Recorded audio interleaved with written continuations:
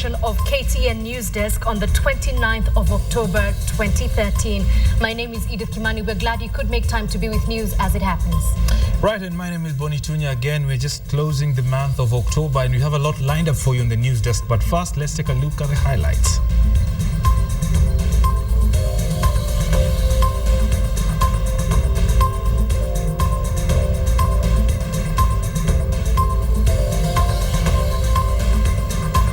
Okay, I think we better get to it. Defenders on defense. Security agents have come out to say that the Westgate operation was actually successful. Also, we will take matters of conservation where 20 kilograms of ivory has been intercepted in Mariakani.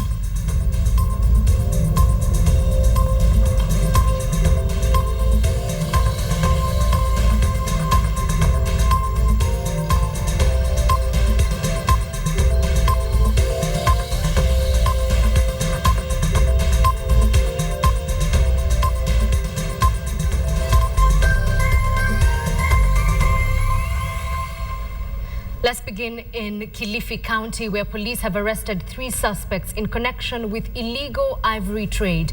Now, officers on patrol last night intercepted a vehicle with 3 passengers at the Majia Chumvi area in Kilifi. Upon interception, they found 7 elephant tusks in the car. The men are being detained at the Mariakani police station, and the police believe that the trio are among a group of poachers in and around the Savo East National Park. The police also impounded a weighing machine found in the car. A manhunt has been launched for their accomplices. The impounded tusks weighed 20 kilos and are estimated to cost about 200,000 shillings locally.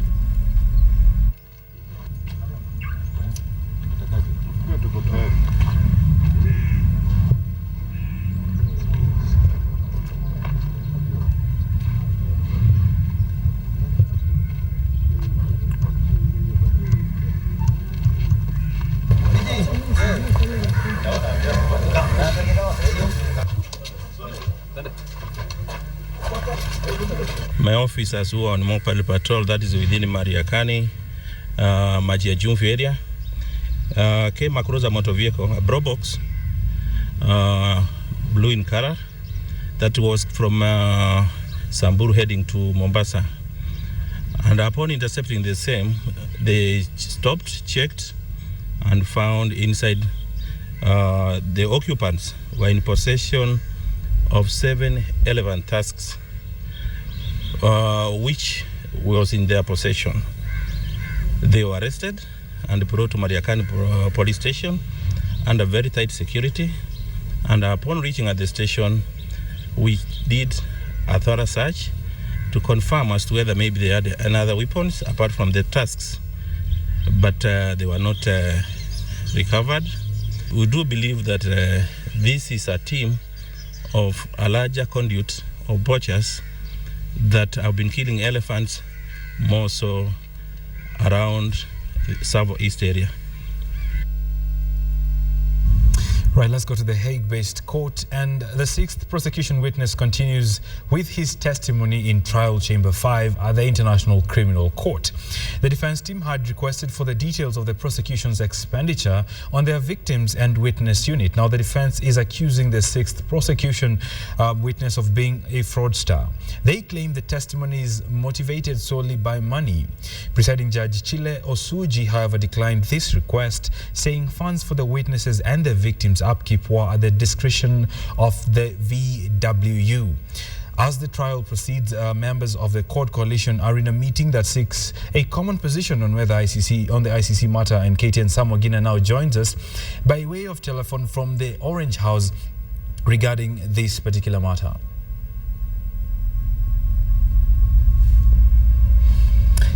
Right, Samogina, if you can hear me, good afternoon. Good afternoon to you, Bonnie Tunya and Edith Kimani in studio. Right, Sam, we understand the court leadership is meeting to have a common ground regarding the ICC matter. Why now? I mean, what is the consequence of such a decision anyway? Well put, Bonnie in studio. Well, the ODM leadership, that is the CORD leadership under the banner of ODM, WIPA, and the Ford Kenya parties are all represented at Orange House, whereby they are trying to get a common position on the ICC. Remember that some of that is the Orange Democratic Movement party members were actually championing a bipartisan approach on the ICC matter, on the premise that the ICC cases are actually dragging development in the country, the on and off of the deputy president and the president actually hurting development of the country, and thereby they wanted actually to strike a deal within the coalition to have push for a deferral of the Kenyan cases for at least a year, so that Kenya can get on track. That is development-wise. Now, the CORD leader, that is former Prime Minister Raila Odinga, and Ford Kenya leader, that is the former Bungoma Senator Moses Wetangula, are actually here, whereby the meeting started at around 11 in the morning, and two issues actually featuring prominently, that is the deferral motion, and also that is the motion that was passed by the National Assembly and the Senate, whereby members of the Jubilee Alliance actually wanted the country to sever ties with the the ICC court. Now, from what we've been able to gather, right. Go ahead, Bonnie. Samogina, this is a move that was unexpected coming from the opposition. Would you be knowing why the change of heart? Well, we cannot call it change of heart per se, because we really don't know the position that is going to be adopted at the end of this meeting. But the reasoning behind this parliamentary group meeting is actually that is Kenya is dragging behind in terms of development, and we need a mechanism that will be able to get the country back on track on its development agenda, and we require an approach that will not actually hurt the country, just so that the cases the ICC are facing the deputy president and the president continues or otherwise. So it is... Sorry, Bonnie? All right, Samogina, many thanks for that update. Coming from the Orange House, where we do understand the CORD leadership is meeting to forge a common ground regarding the ICC matter, there are all indications that they're indeed going for the deferral route. Edith? Right, let's go to a matter that has been rather controversial, that of the Kenya Defence Forces, who have now admitted that some soldiers were found with property stolen from the Westgate Mall. Karangi says 2 of those soldiers have been dismissed and jailed. 1 soldier is currently under investigation. We will bring you further details for this developing story in our subsequent bulletins, so do stay tuned for that. Tunya?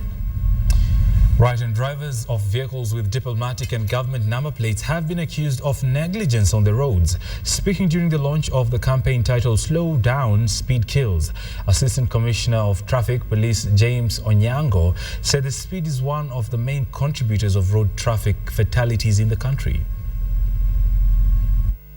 We are therefore wholeheartedly in support of this campaign on speeding today. Road deaths on our roads are no longer mere talks. It is fast becoming a national tragedy, and therefore I call upon all of stakeholders on the road transport sector to focus on road safety.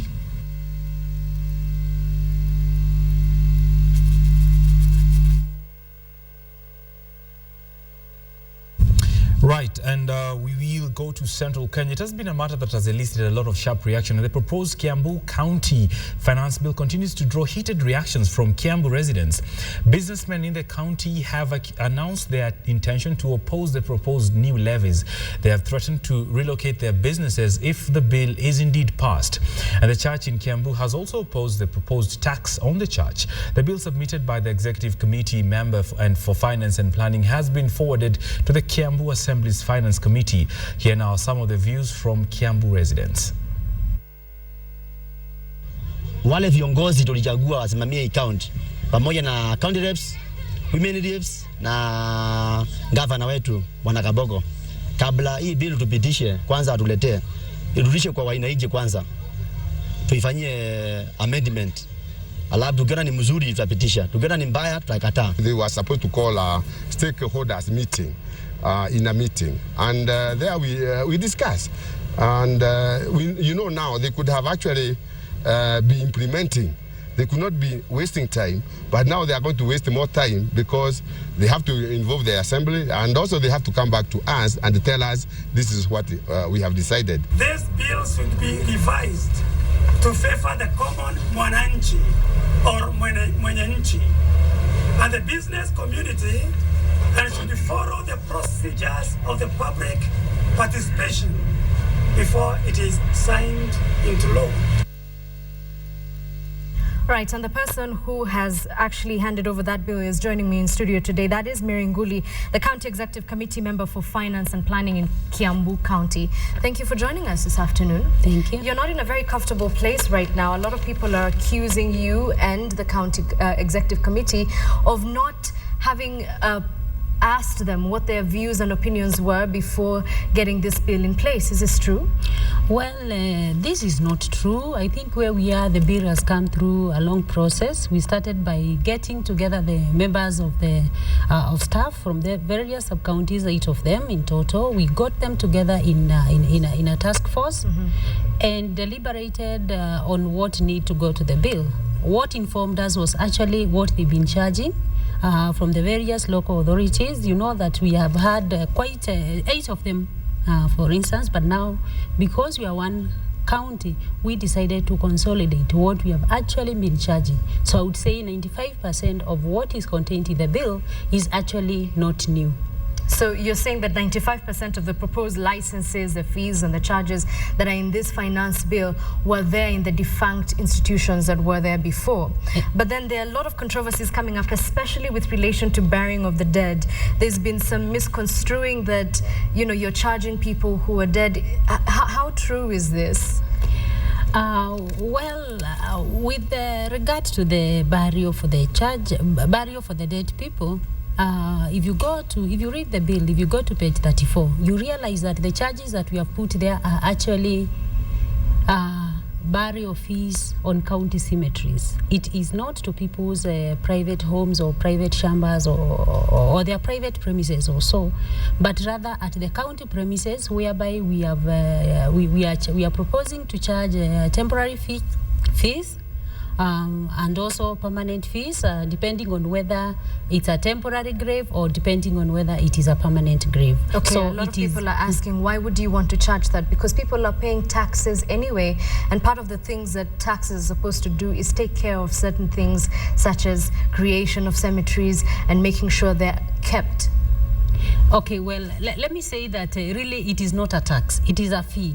And there's a difference between a fee and a tax. Please tell me, what is the difference? You see, a fee is charged for something in return, for a service rendered in return. A tax is a payment. It is not directly linked to any service. Mary, what you are saying the argument here is that people are already paying taxes so that these services can be rendered. So to charge an extra fee is strenuous on them.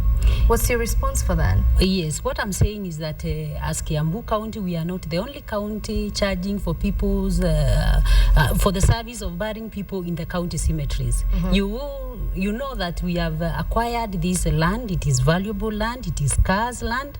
In Kiambu, they are also charging at the Langata cemeteries. We have also seen a lot of people bringing their dead bodies to Kiambu County. So what we are saying is that we don't want to be the dumping ground.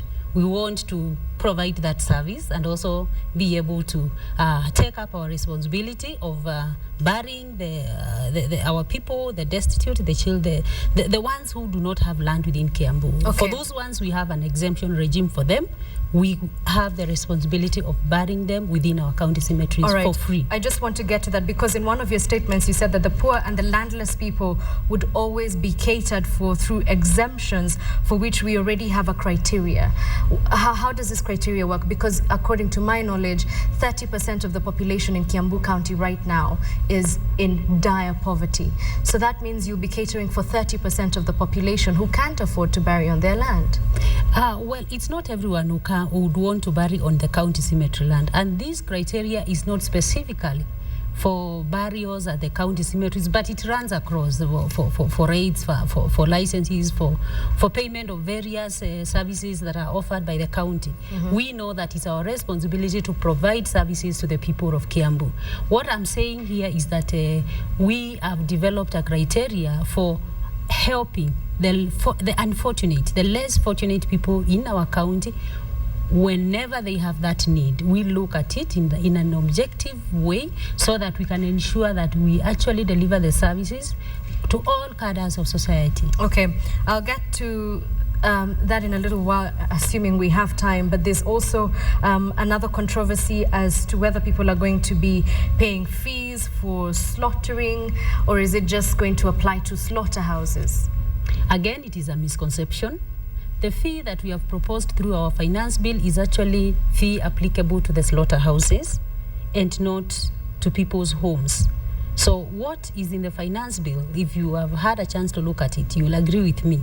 It is actually meant to be paid for in the county abattoirs or in the slaughterhouses, but not in people's homes. And it's just what I was clarifying, that a fee is in return for a service, and the service here is being delivered at the slaughterhouse. Okay, we've run out of time, unfortunately, but I do want you to respond to one of the people who was speaking, and they said that the county finance bill is actually oppressive.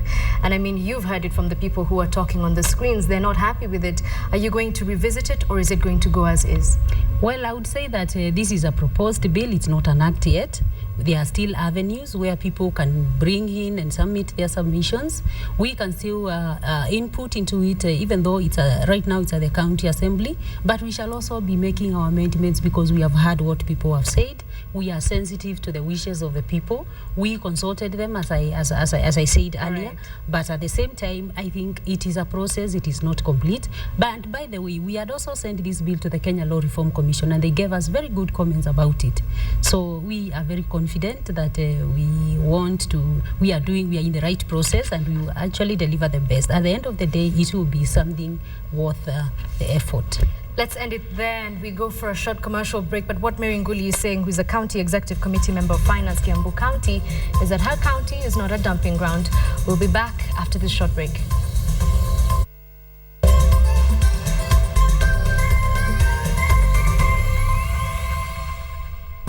Welcome back to KTN News Desk. We're glad you're still watching.